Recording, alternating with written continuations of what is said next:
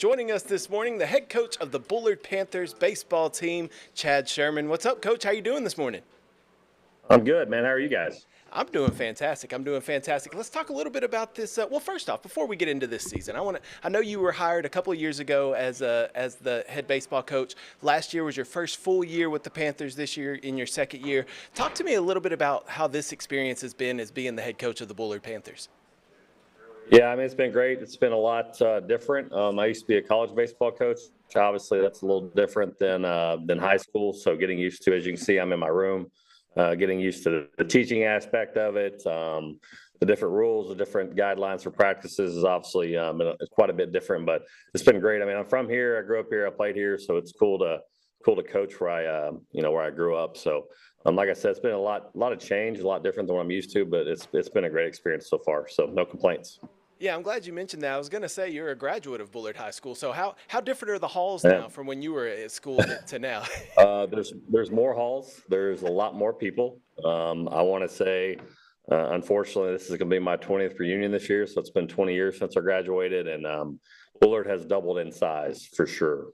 So it's the same building, just a little more building at the end, and a few more hallways and a lot more kids. So, but other than that, it feels the same as it was when I was here. So. Well, that's awesome. Well, let's talk a little baseball now. Let's talk about this season so far. I believe a 10-5 overall record, and according to Texas High School Baseball, their rankings 10th in the state in 4A. So, and just got a big win in the Battle of Bullard on Tuesday against Brook Hill, 7-4. Yeah. So, talk to me a little bit about this season and how you think this season's gone so far. Yeah, I mean, we've done well. I mean, 10-5 to some people may just seem kind of okay, but for us, I mean, we stacked the schedule. We've played. Everybody has been 6A, 5A, or a ranked 4A or a ranked private school. So played some schools that are bigger, played some really good baseball programs. So overall, I think I told the guys I'm very happy where we're at. We start district play tonight, so they're going to be prepared. That was the point. That was to get them ready for the different competition, the different arms, and just no surprises are going to happen. I felt like last year maybe we were surprised when maybe a better team came along because we weren't prepared. So this year I don't think you're going to have to say that. I think we're going to say, hey, we've played these good teams before, so we're not going to go anywhere, not be prepared. So I think it's gone well. Something I noticed looking at your schedule, a lot of tournament games. I think there's only been like maybe a couple, 3 non-district games outside of tournaments. So is that something? Obviously, you set up the schedule, so it's something you wanted. But what's the mindset behind that and playing more tournament games and not just standalone games? Right. So that's actually a great question because last year most of the schedule was already done when I got here. So we had 3 Tuesday games throughout the tournament season. So there's nothing wrong with that. It's just, high school baseball has the pitch count rules now.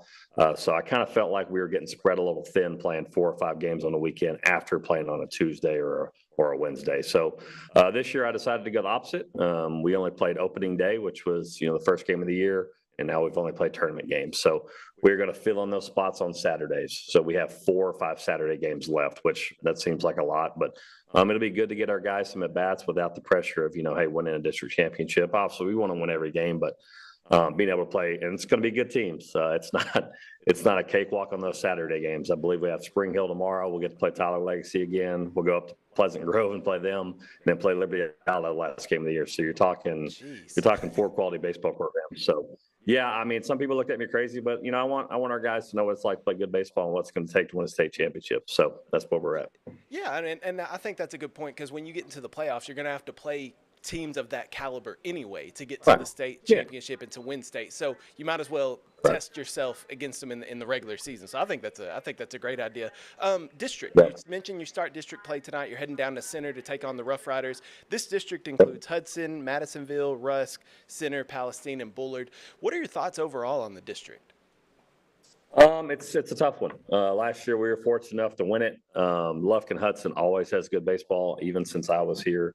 Tonight we go to Center, and I always tell people it doesn't matter what sport you're playing in. It doesn't matter how good or bad they are record-wise. It's always tough to win there. So Palestine last year gave us fits for 2 games. I know they had some good players. Madisonville. I mean, last year I think of those 10 games, only 2 of them were kind of out of hand. So even though we won district, it was always a dogfight. So Rusk has got a few guys that can really pitch. I know their coach really well, so they're going to be They're going to be well coached and ready to play. And, just being the defending district champs. And like you said, kids, all they talk about is what you're ranked. Social media nowadays, everybody sees everything. So we're going to get everybody's best shot, so our guys have to be prepared all 10 games. Doesn't matter what the team's record are. But, yeah, overall, it's always a good baseball district. So. What are your thoughts? I noticed you said the kids look at all the rankings. What are your thoughts on the rankings? Because me personally, I think, it's neat to have the ranking next to your name, but at the end of the day, it really doesn't mean anything until you get on the field and play. But what are your thoughts? I think for me, the rankings, for me personally, it's cool to see our sport get recognition. That's kind of how I see it. Texas high school baseball, those guys have they've done a great job on getting the rankings out there. And then, Max Preps does their own kind of rankings by scores and by strength of schedule. So yeah, like I said, at the end of the day, we all have to get in the playoffs. And once you get in the playoffs, it all evens out. But yeah, I just think for the game, it's cool. It's good for somebody to have something to talk about. Obviously we don't have to make a regional or we don't have to get an automatic bid anywhere, but yeah, it's cool to see people recognize your program. I mean, after all, we are a town of 2,000 people. It's not like, I know we're next to the big city of Tyler, but it's cool to see our guys just get recognized. It's fun to talk about, but yeah, we don't talk about it daily here with our guys, but yeah, it's cool just to for the parents, the fans, and the school administration, just kind of see that for our guys. So sure, yeah, it's a sense of pride. I mean, it's a sense of pride for the community to when they're talking at the coffee shop. Hey, our Bullard Panthers are ranked number 2. Yeah. Where's your school ranked? I didn't see your school. Exactly. It's your old East Texas, sitting reading the newspaper, and then someday they can tell their kids, we were on the top 10. It's just good for the game and good for them. So I agree, and I want to talk about the last year, going to the third round, losing to China Spring in the third round. Yep. What do you think it's going to take this year to get over that hump and get past that third round and make a run down to Round Rock? Yeah, I think I talked about this yesterday with our guys. We've gone to this round or that round the last 2 years and lost to China Spring twice, who obviously is a wonderful baseball program. And I think it's just taking, one game at a time. I mean, I think we got there last year, and I don't think we were overwhelmed. They had just played that team the year before in the same round.